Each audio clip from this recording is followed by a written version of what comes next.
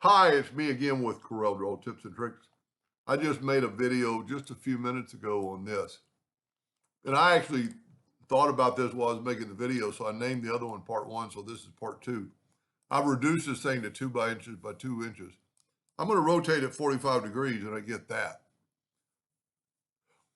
I really hate to kind of color it in or take away you know what I'm going to do? I'm going to make a duplicate of it.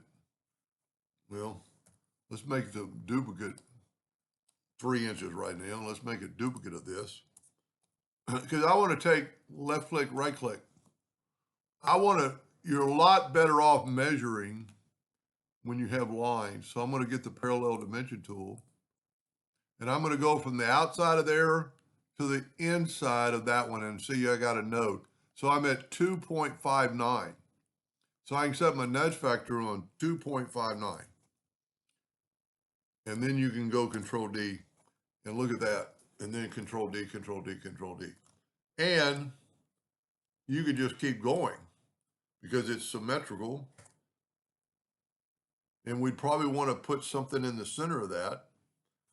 I'm not going to make a third video or another video on it, but you could put something in the center of that.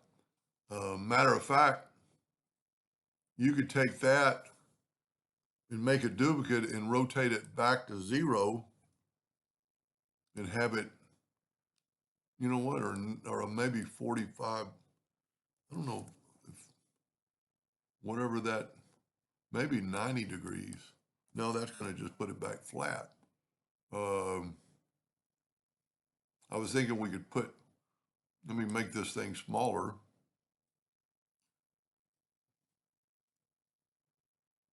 Oh, okay, it does. That's where it's supposed to be. And I just did a video on this the other day. How do you get it to snap to a center of this? Well, take the Smart Fill tool and fill this in. I'm going to use a different color.